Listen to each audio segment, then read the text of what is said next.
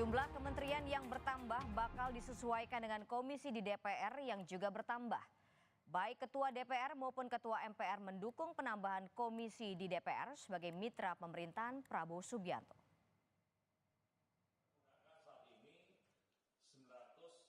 Seiring dengan wacana bertambahnya jumlah kementerian di pemerintahan Prabowo Subianto, 2024-2029 MPR menilai juga harus diimbangi dengan langkah di parlemen. Ketua DPR Puan Maharani menilai langkah penambahan komisi di DPR perlu untuk tugas parlemen menjadi mitra pemerintah. Saat ini penambahan komisi tengah digodok.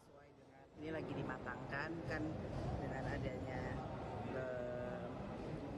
rencana penambahan kementerian, jadi tidak mungkin, bukan tidak mungkin, sepertinya ada kemungkinan harus ada penambahan komisi untuk bisa kemudian memperkuat kemitraan antara pemerintah dengan legislatif.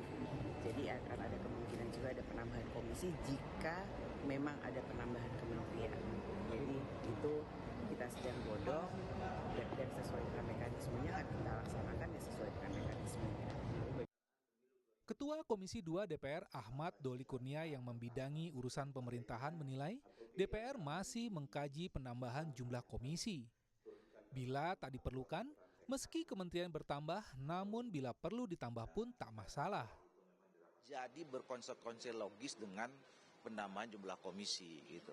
Nah, saya kira ini yang sekarang sedang dikaji oleh tim yang dibentuk oleh pimpinan DPR ya, apakah memang diperlukan untuk penambahan komisi itu atau tidak.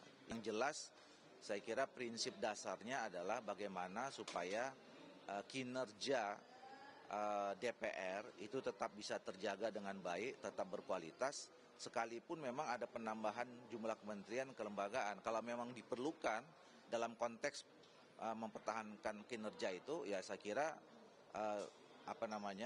ya tidak ada masalah kalau memang itu perlu ditambah gitu. Jumlah kementerian di pemerintahan Prabowo sebelumnya diucapkan Ketua Harian Gerindra Sufi Dasko Ahmad. Penambahan kementerian untuk mewujudkan janji kampanye Prabowo. Saya juga belum tahu progresnya sampai mana, karena itu adalah hak prerogatif daripada presiden terpilih. Nah, beliau pada saat ini memang berkonsentrasi untuk menuntaskan nomenklatur, menuntaskan jumlah, dan menuntaskan kriteria yang akan mengisi kabinet yang akan datang. Demikian. Kalau dari Gerindra sudah ada nama-namanya, tapi mohon maaf belum bisa dipublikasi. Berapa dari Gerindra? Ya, dari Gerindra sedikit lah, sedikit nggak banyak. Jumlah kementerian yang bertambah bisa dilakukan Prabowo setelah Undang-Undang Kementerian disahkan pekan lalu.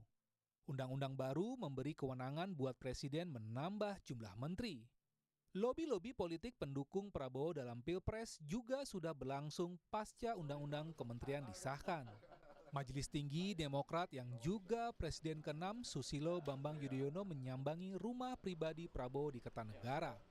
Sementara itu, Ketua Umum Nasdem Surya Paloh mempersilahkan Prabowo memberikan kursi kepada menteri para pengusungnya di Pilpres.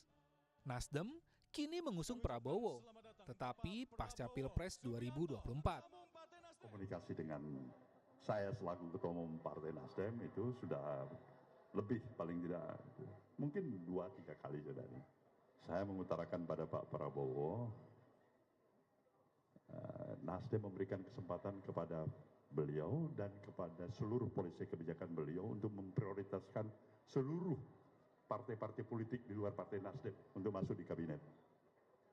Artinya Nasdem bukan prioritas. Golkar yang punya kursi terbanyak di DPR di koalisi Prabowo berharap bisa dapat tambahan kursi dibanding masa Joko Widodo. Penyusunan anggota kabinet kami serahkan semuanya kepada Bapak Presiden. Terpilih dalam hal ini Pak Prabowo.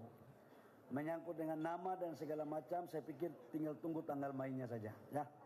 Saya tidak pernah membuat target, tapi kalau ceritakan pengurus ketua umum terdahulu kan sudah ngomongkan kan.